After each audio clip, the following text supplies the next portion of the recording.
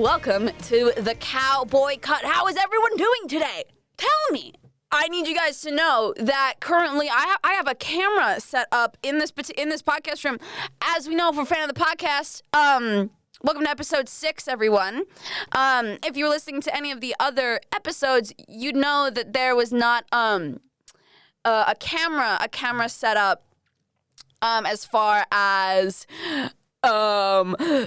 it goes, things that I've posted as far as it goes. And so now we do have a camera set up. So if I invite you to head over to the YouTube. It's gonna go on YouTube probably. Go to the YouTube, see me, I'm waving. All you people listening on audio, you're missing out on how cool this waving is if you're here on the YouTube. Just comment below how much you fuck with the waving. Because there's gonna be a lot more waving where that came from. So clearly the budget is fucking insane. Clearly the budget is, through the roof, unbelievable kind of things. I'm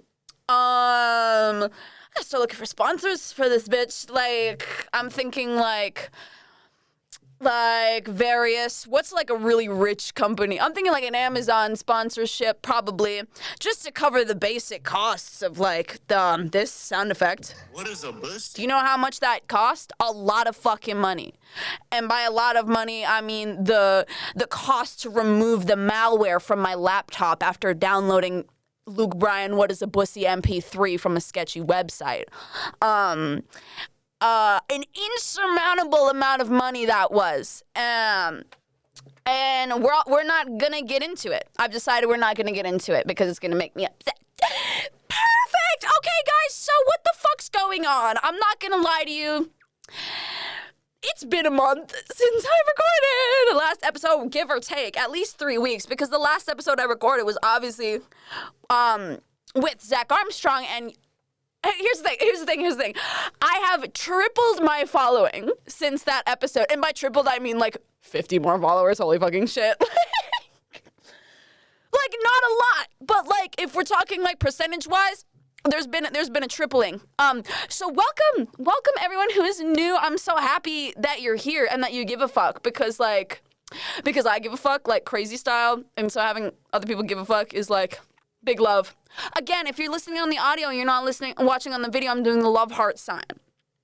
And is this going to be an issue? Because I feel like I have to perform a little bit more in terms of character on the cast due to the fact that there's also a visual element. I feel like I have to be doing a lot more hand motions.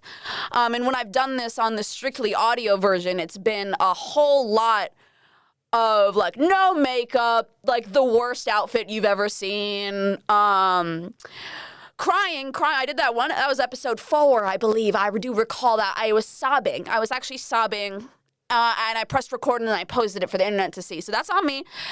So I'm feeling like I have to. So excuse me while I work through the awkwardness of like having to be. To some degree of normal. I'm working on that. So forgive me while we kind of explore what that looks like, how that manifests normalcy in myself. So we're gonna work through that. Anyways, it's been a while since I recorded the last episode because the last episode was with Zach Armstrong, which is tripling the followers. Okay, I'm back on track. Welcome everyone who has arrived here from that episode. You guys are lit. Thank you for being here. And so we'll get into that episode a little bit, but point is I've been ill. I was deathly ill. I had passed away. I don't even fucking know what happened. I got the worst illness ever. My throat hurt, my body ached. I was on the couch for days. I couldn't even leave the couch. I couldn't even walk the damn dog. Like I couldn't do anything. I like literally was ill. I got hit by a bus. I was shot. I was killed. I was resurrected, then hit by another bus. And it's just been kind of shit, okay? And so there's been a little bit of a delay. I meant to do all the fucking editing and shit for the last episode with over the weekend that I got sick and I couldn't even breathe. Only thing I could do was watch Love Island UK. So if my British accent pops off a little bit in this episode, just know it's due to that. Just know the fault of that is gonna be Love Island UK. I tried to watch the US one. I couldn't fucking find it anywhere. Apparently it's on Stan. I don't even have that. And I'm really fucking mad, okay? By the way, I'm realizing right now that every single word that I'm saying has nothing to do with country music. We're just doing a little bit of update on me. Okay, so forgive me while I talk about myself a little bit. This is my show. I can do that. Yeah, so there's been a little bit of a delay, but I'm back on the horse, people. That was the whole point of this rant, is that I'm back on it. And I'm happy to be here, and I got a fucking camera because the budget's crazy, okay? Anyways, last episode with sweet baby angel Zach Armstrong, let's fucking talk about it. Okay, because that was the first time I met him IRL. And so there's been subsequent meetings post that podcast, and he's my we're tight, we're friends now, and he's so fucking good. Oh my god, please, dude, like go check out that episode first and foremost. Go watch the last episode so you're a little bit caught up on what I have to say this episode, okay? Because that episode was great, probably the best episode I've had so far. Probably because I wasn't speaking. Probably due to the fact that it was someone other than me. Yeah, okay. Fuck, guys, whatever. So that was a really good one. So please go watch that one. Shout out Zach. Shout out to all the followers who are here from that one. And we're gonna have so many more artist interviews in the future. I got a handful lined up. And you guys are gonna freaking like them, hopefully. But yeah. Watch this space, people.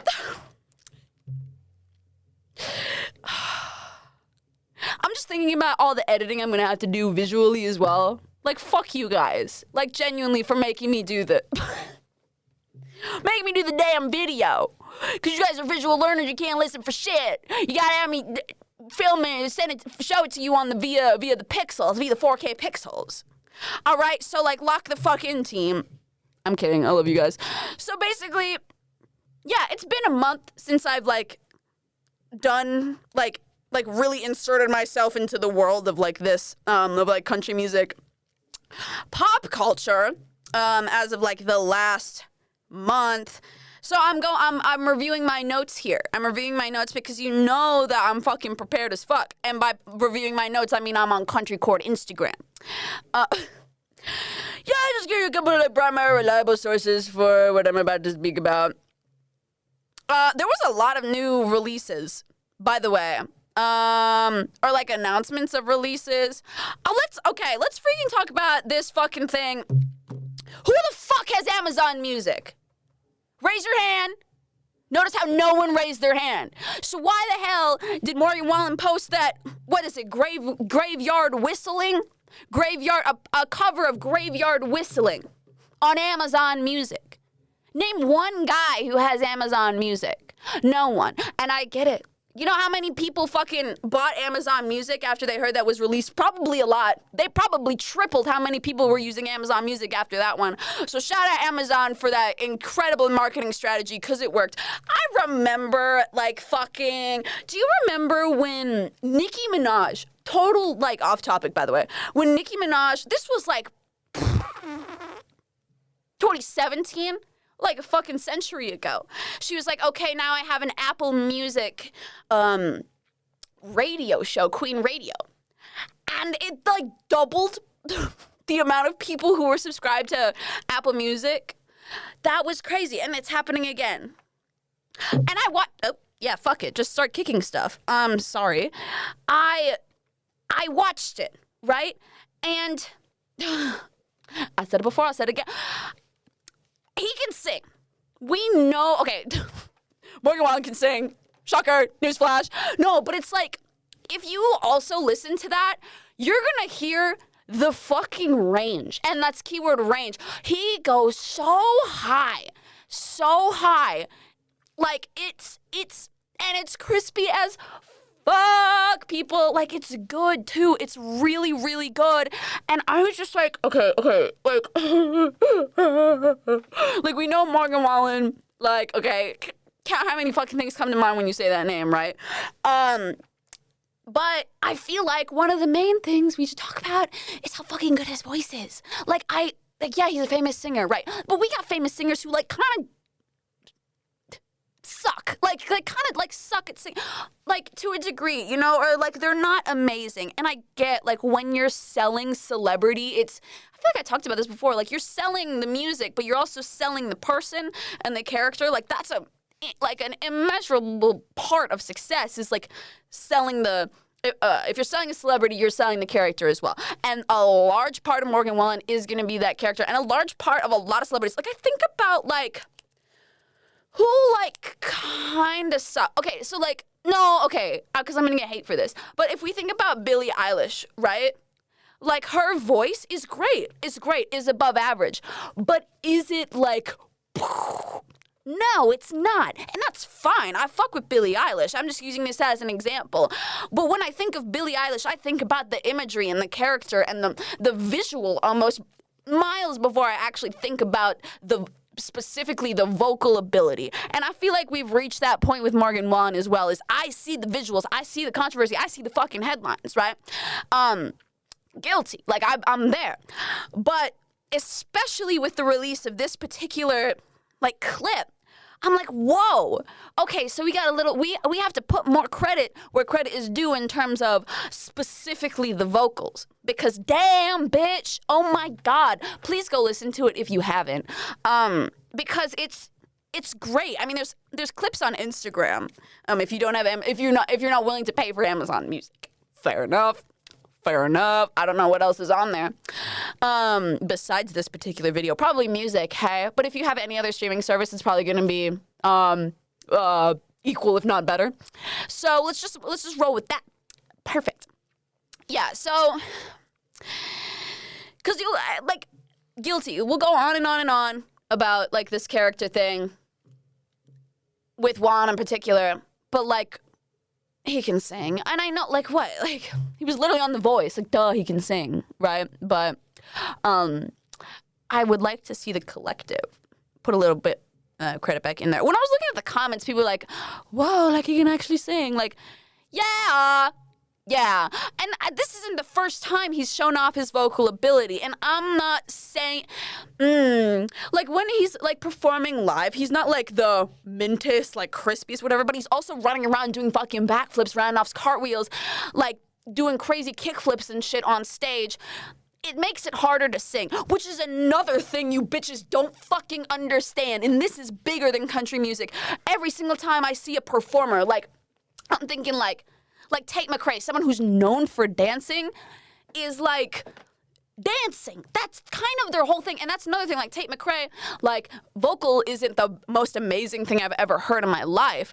But, like, the visuals, the dancing, like, she's a great dancer. Like, that's the most amazing thing I've ever seen in my life, is how good at dancing she is, right? But it's like, because she's busy fucking doing that, of course the vocal's gonna be down a little bit. Of course it's not gonna be crispy every single note, right? And so bitches go on the internet and start complaining, like, I can't believe, like, she's actually not a good vocalist because she, I'm like, she's doing a backflip. Morgan Wallen's running on stage. He's doing a kickflip. He's got his Razor scooter. He's doing the little fucking spinning. He jumps up and starts spinning around on the axle, like, with the scooter. And he lands it. He doesn't hit his ankle. He lands it because he knows what the fuck he's doing. But if he's doing all that, how the hell is he gonna hit every single note? You can't go in the comments and be like, wow, that really sucks. How is this guy fireman? Yeah, so would you just think about, like, the fact, I'm gonna ask you this. If let's say you can hit one note, I'm gonna ask you to do that and also be sprinting at the same time. Do you know how fucking hard that is? Dude, like, think about like Pink, you know, when she's doing, like, backflips and shit. She's got, like, hooked up to the harness and she's being, like, flung around the building. Do you know how much training you have to do to be able to hold those notes and also do that shit? It's immeasurable. And, like, it's possible clearly because she does it. But, like, you know what I mean? Like, that's not, like, I can't stand when people are doing this to music artists and being like, oh, why is the vocal not perfect? Why is she missing that note? I'm like, team, let's just like use our heads a little bit. If we're sprinting full force down the stage, putting on a show for you because you paid $300 to be there, but God forbid they put on a show, right? I'm so mad. I'm so mad for no reason. For no reason. Okay? I'm just like, I'm begging for a little bit of like, let's think about this. Let's use a little bit of common sense. Love you all. But like, if you don't understand, why are we commenting on Instagram? Like, let's understand before we comment, okay? I feel like that's just like a good general rule, people. And I'm gonna hold your hand when I say this. Just think, okay? Love you. Love you so much. Apart from that, there's a reel that I have like in my drafts, on my Instagram account.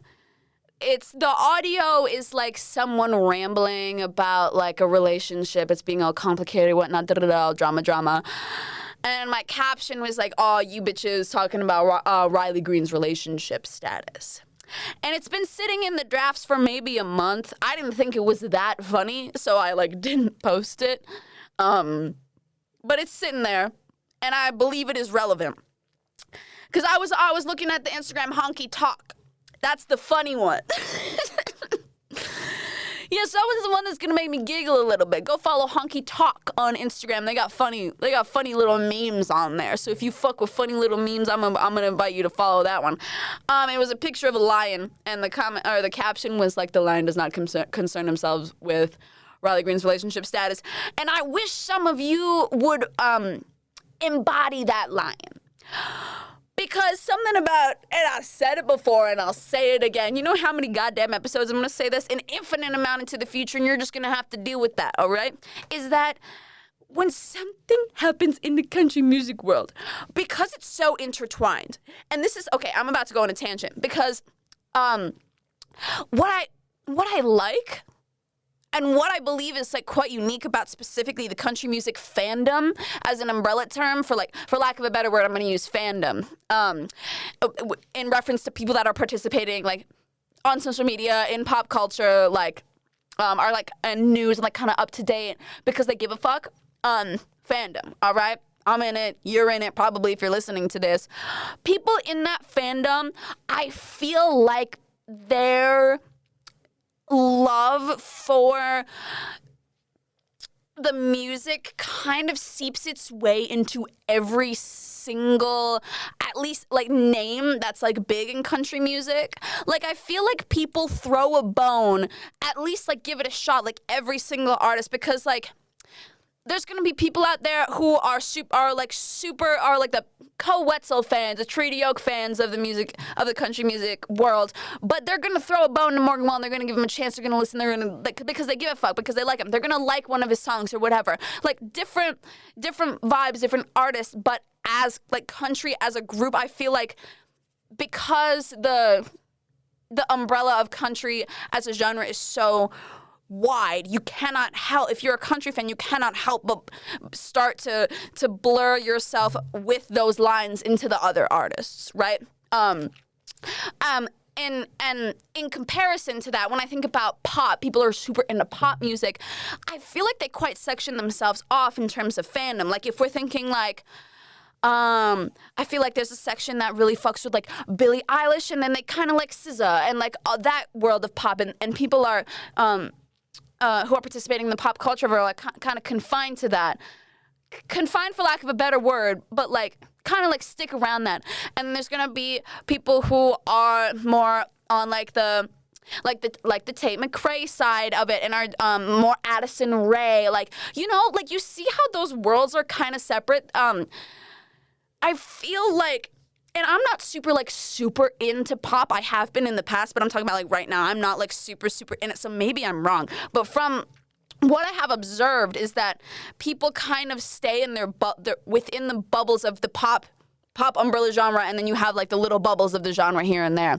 And of course, lines are blurry, right? But I feel like people who are fans of country music, their umbrella, or what they will like participate in, like the listening and the news and like the discourse, it encompasses pretty much all of the big names. You know what I mean?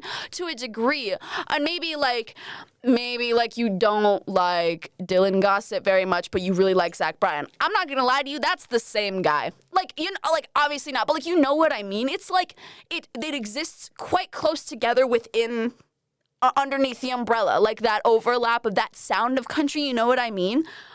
So even if you don't really like Dylan Gossett, for example, and you fuck with Zach Bryan, like, you're participating in it. Like, and I feel like because the lines are so blurry, like, you cannot help but participate in it all. Does that make sense? I feel like that was like the longest explanation, and I actually forgot my point. So I was thinking like, oh, if I just keep talking, it'll come back to me. It hasn't come back to me. I remember what I was talking about. And because the world is so intertwined, when something happens with one person and it's the biggest, it becomes the biggest deal because everyone cares. You know what I mean? Which is like, it's like a nice thought almost. Like in terms of like community, like how good? Like everyone caring, you know what I mean? But a consequence of that is that everyone now has something to say. You know what I mean? So, and the reason why I compared it to pop is because when Billie Eilish like tweets something, the world that gives a fuck about Billie Eilish is gonna blow up, right? But over here, the people who like are like Addison Rae type beat, Charlie XCX type beat, aren't giving as much of a fuck. Like, there's not gonna be the online discourse. You know what I mean?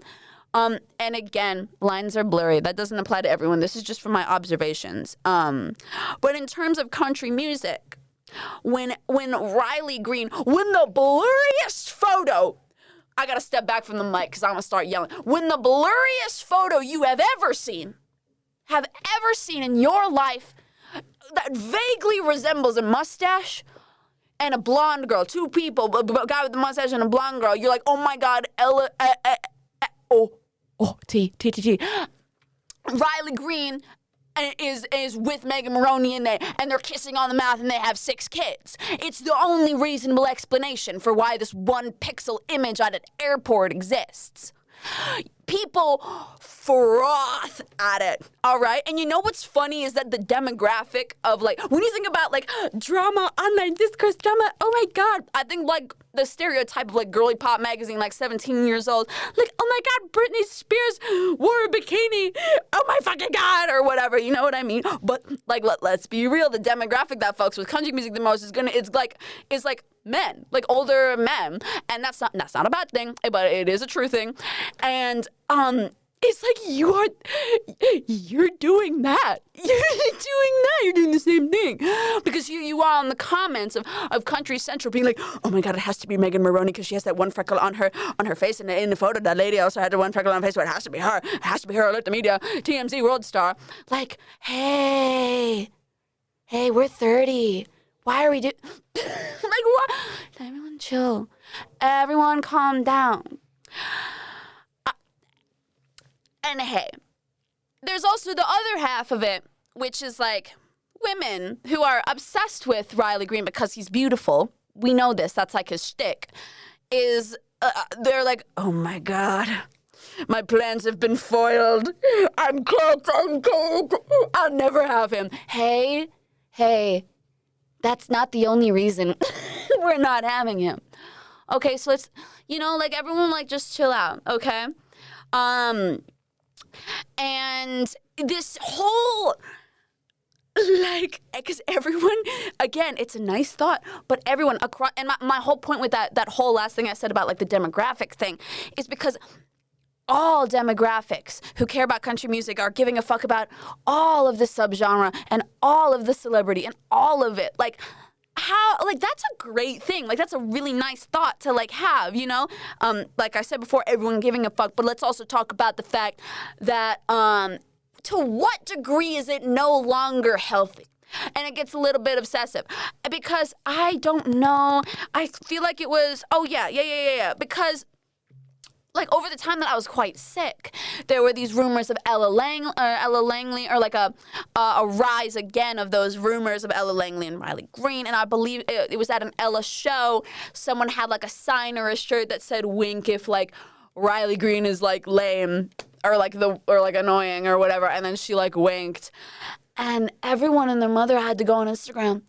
Everyone and their mother just had to post something. I'm like, team, why do we? It's like the collective has made a conscious decision to like really, really give a fuck about Riley Green's relationship status.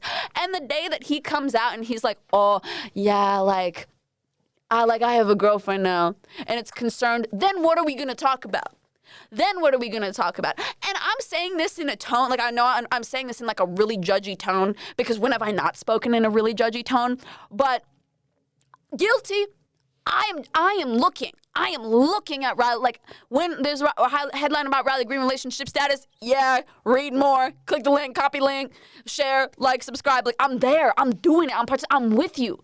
This isn't me trying to separate myself from the community. I'm there.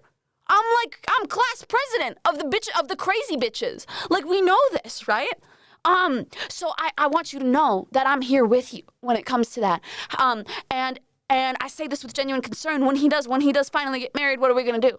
What is there gonna be to talk about? Music? What the fuck? That's lame. We're not doing that. We're talking about who he's rooting, okay? Which is very important.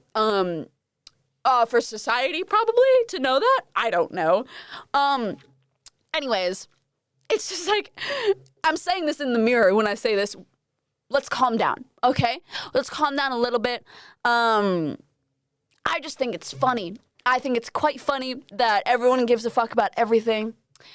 And suddenly it's everyone's business. And I'm thinking about it like if I was a celebrity and like my name was in a headline, like Riley Green's dating Megan Maroney, Riley Green's dating Ella Langley. At what point would I be pissed off? Like, if it's right, if it's wrong, like what do I even do? And obviously, like, I feel like if he hypothetically spoke out about it, it would only make it worse. 100%, it would make it significantly worse. Worse, if he doesn't fuck with the drama, it'll make it worse or better. I don't know how it would feel to him, but it would make everything just more. It would amplify everything. And I just don't know. I don't know what I would do if I was him. But I do know what I would do if I was me. What is a bussy? And I need you to know that if you're watching on the camera, you're going to see me pressing buttons. So go over to YouTube, and I'm about to press a button. Wrong button. Fuck, God. Right. Something that I've been thinking about a lot, it's like not like super relevant to like the culture right now. But when I think about, I've been listening to so much Florida Georgia Line. Oh my God, yo. Do you know how fucking much I love Florida Georgia Line? And here it goes. Here, everyone's got something to say about Florida Georgia Line. Okay, and it's always something negative, all right? And I'm gonna ask you to sit back. I'm gonna ask you to sit back and actually think about the contribution to country music culture that they have, okay? I'm gonna need you to sit back and think about it. And oh my God. Okay, because you bitches, like, when I pull up to the function and people are like, oh, what do you like? Oh, yo, I like your tattoo. Like, what does it mean? Why is it a boot? And I'm like, well, here we go. I'm about to unleash the most autistic sentence you've ever heard in your life. And I talk about how much I love country music because I'm there. Yeah, I'm like, hey, special interest time. Let's go. Open the floodgates, right? They're like, it's always the same damn reaction. Everyone's like, oh. Everyone's like, oh, I don't really like country music, but I like Zach Bryan. Yeah, you and everyone. Jesus. I've had enough of that fucking conversation. I've had enough. Can you people please lock the fuck in? No more of that conversation. Right? And it always leads to like, oh, like trucks and beers and stuff. I'm like, you're talking about a very specific world in country music, and I'm not gonna deny that I'm not gonna say that it doesn't exist. It does, and thank God, because at the end of the sentence, I'm gonna tell you that I love it. This subgenre exists, and it's the Luke Bryan's that you've heard. It's Cruise by Florida Georgia Line. If that's what you've heard, okay, and we've pulled up to the function already hating it. I feel like people have this like perception of country music and don't see how damn blurry the lines is, don't see how deep the history is, and don't see how extensive the artistry is. With this particular genre, people don't see it. And I'm not going to pull up to the function and be like, okay, everyone open up your history textbooks. I'm about to give you a lecture. You don't have to like the same things that I like. That's not me coming in here and saying that. But I'm saying the very, very specific part of country music that people go to straight out the gate start attacking or saying that they don't fuck with or deciding that this is what encompasses the genre is Florida Georgia Line. All right? Okay, all right. I'm saying that. Let's think about this for a second. Because me, I love Florida Georgia Line. And I love bro country. I'm never going to deny that. I am a bro country apologist. Day one. All right? That's what I grew up on. 2014 country radio, I was there. I was there in the trenches when you bitches were hating on country music. Oh my God, dude. The first piece of music I ever purchased was the music video for Barefoot Blue Jean Night. Go watch that music video for me real quick, okay? Because that shit was art. Thank God. That was the best $6.99 I've ever spent in my life. Crazy. But I was just listening to Florida Georgia Line on shuffle, and I literally had this moment where I was like, oh my God, their contribution to the culture is immeasurable.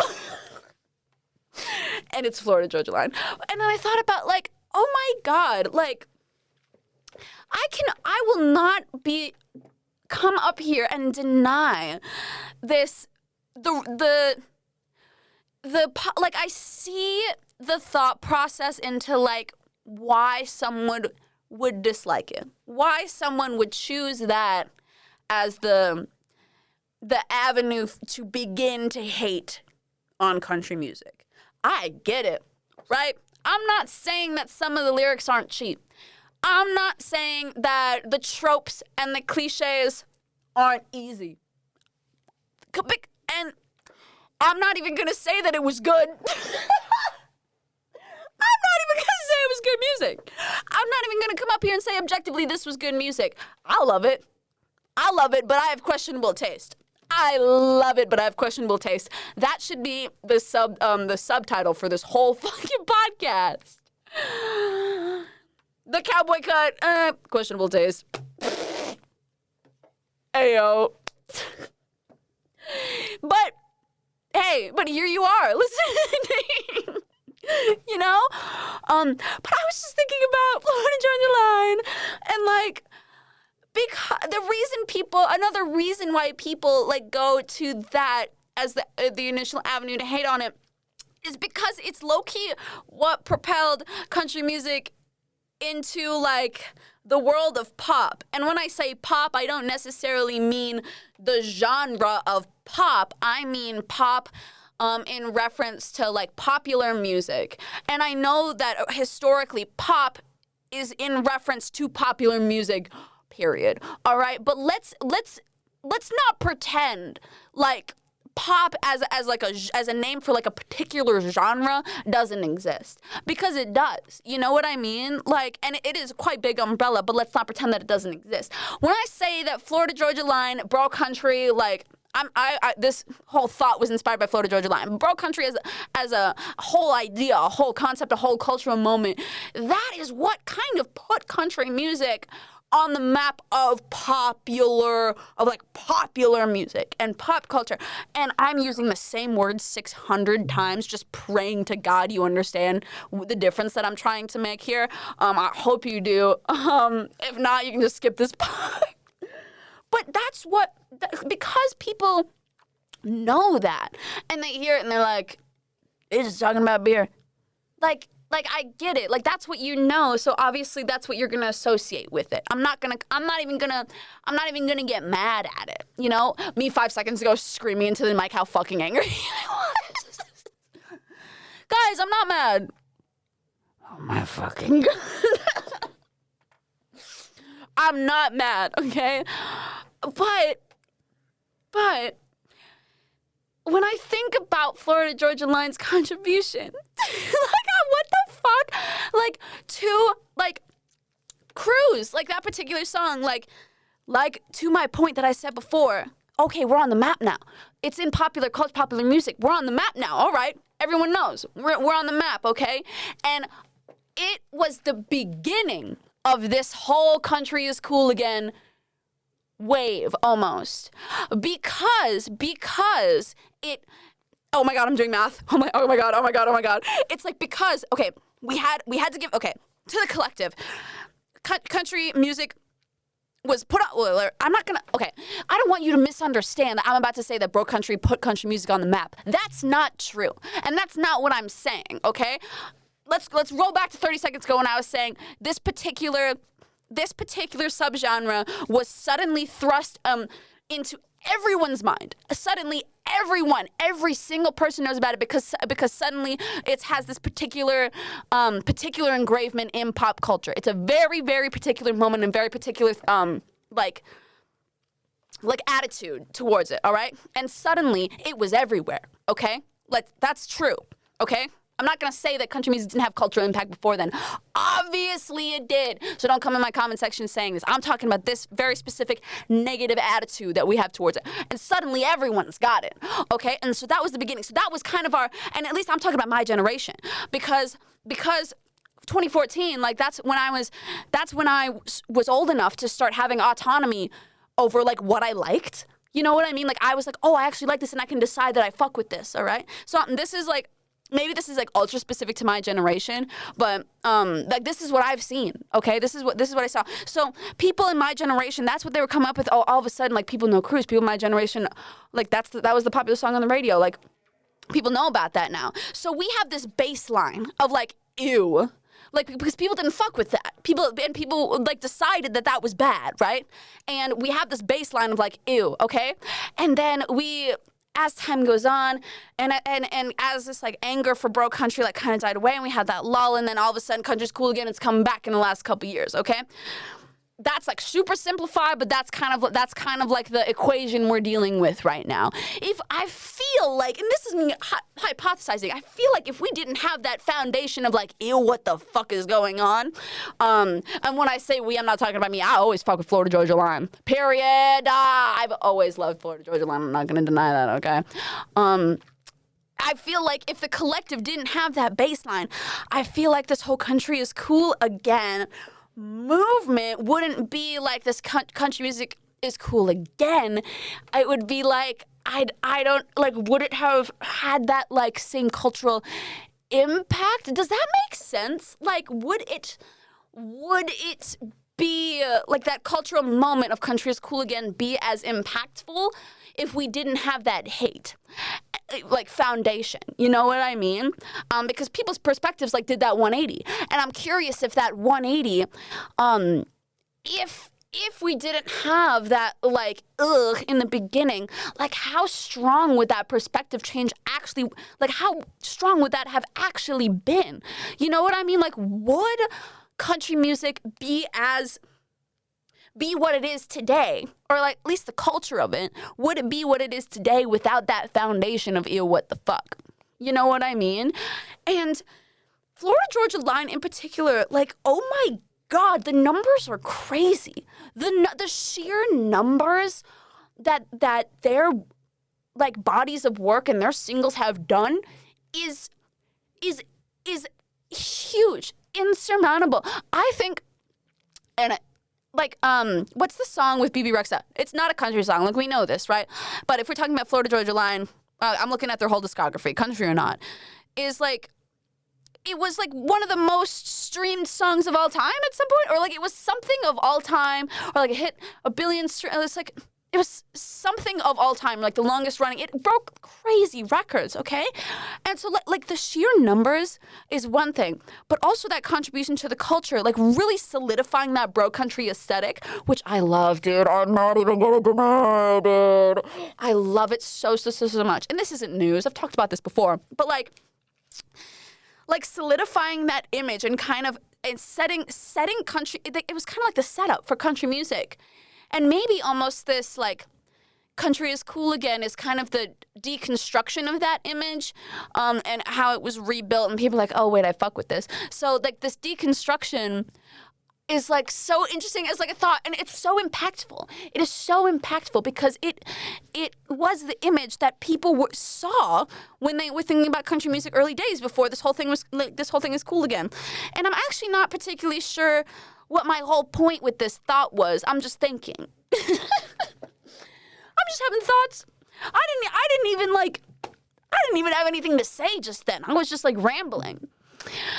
But it's like an interesting thought to think about, like, would it have been cool again? Would it have ever been cool?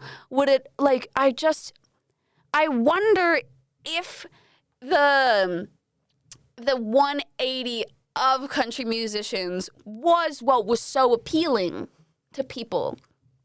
In addition to the music being great. But I'm talking about, like, culturally. Like, I wonder, guys, you ever just fucking think? You ever just think about things like, wow, that's crazy. I'm gonna start thinking more. I'm gonna start doing a little bit more thinking. Personally, thinking about various things, and I should start a podcast and talk about this. Wow. Anyways, enough of me thinking. Someone that, like, has not been on my radar, but as of 12 hours ago, and I'm talking down to the minute 12 hours ago, has suddenly become my entire world. And maybe I'm the worst for not knowing this, but he's opening for Morgan Wallen and has been opening for Morgan Wallen since the beginning of the tour, which just started recently. So, okay, maybe I'm not the worst. Maybe I've been deathly ill and busy being hit by a bus, okay? Sue me. Fine. But here he is, suddenly taking over my entire world, and I'm gonna tell you about him right now, and I'm gonna tell you the name of the song that I fuck with the most, probably because it was the first one I played because it's his most popular so far. And I know him, I've heard him before, right? But I didn't, like, do, like, a full dive into him. Let's talk about Corey Kent, yo! What the hell? Like, so recent. I was talking to Zach Armstrong, and he was like, yeah, I really fuck with Corey Kent. And I'm like, I've heard that name. I've heard a couple songs, but, like, who is he? And so I went home. I started listening. I listened to, like, the whole discography, yo. And it's really good. And the song that I fuck with the most is gonna be Girl I Never Met. Probably, was this his most recent release or, like, second? Okay, no, it's not his most recent release. But it's, like, it's up there. It was March. So a couple months ago, right? I anticipate he's probably gonna be dropping his little album. Dropping an album. He's got some singles going out. Maybe that's stupid as fuck. Maybe it's already announced that he's dropping an album and I don't know. So, like, comment below. Like and comment if I'm stupid as fuck, okay? No, but, like, oh my God. Like, the vocals are crazy. And I'm listening to, like, the lyrics and the structure. I'm like, who is on these songs? Who's writing these songs? Because, I've heard this before. Okay? Who's writing this? Yep, okay. Actually, I don't know that guy. I saw a name that, like, vaguely looks like a name that I knew before, but I actually don't know these guys. This is cool. Okay, I'm so obsessed with, like, when you hear a song and it sounds like another artist and you go and you look and it's, like, all written by whatever. Dude, every single time I hear a song, I'm like, I know Ernest wrote this. I look at it, Ernest wrote it. I'm like, bitch, I knew I liked this song for a reason, dude. Oh my God. And what's, you know when, Little Big Town released Better Man? Hey, I listened to it. I mean, this was, like, back in the day. This was early days. I listened to it. I was like, I swear to God, this sounds like a Taylor Swift song. Looked at the lyrics, hey, guess who wrote it? Taylor Swift. Like, the only credit on the whole songwriting was Taylor Swift. She wrote the whole damn thing, right? And so basically, my whole point in saying this is I think I am God when it comes to figuring that out. Girl, I'm just a genius when it comes to that kind of stuff. But Actually, maybe not, because here I am guessing who's written these, and none of the names are there. Maybe I am an idiot. Like and comment if I'm fucking stupid, like I said before. We got Morgan Wallen as a songwriter for Wild as Her for Corey Kent. That was 3 years ago. How interesting. So I guess they are kind of buddy-buddy. I mean, it makes sense that, if they had kind of like a collaboration to a degree, at least, early days, it makes a little bit of sense why they're hanging out together. Something else that I was thinking, when I was thinking about like what I wanted to talk about on the podcast, I was going to talk about Corey Kent as an opener for Morgan Wallen. How good. Congratulations, by the way. Fucking lit. But I was thinking about the One Thing at a Time tour. One Thing at a Time. Hey! Oh my God. Have the openers? Okay, so Morgan Wallen, period. Great. Hey, Hardy. We got Hardy. We got Ernest, and we have Bailey Zimmerman. First of all, too many fucking openers. I remember being in the pit. Dude, every part of my body hurt, yo.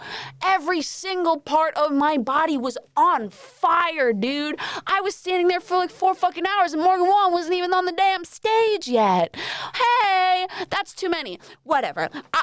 I say like too many, but I'm like, I was frothing at the mouth every time one of them came on stage. I was like, oh my God, it's fucking Ernest. I'm gonna bust everywhere. Like, what the hell? You know?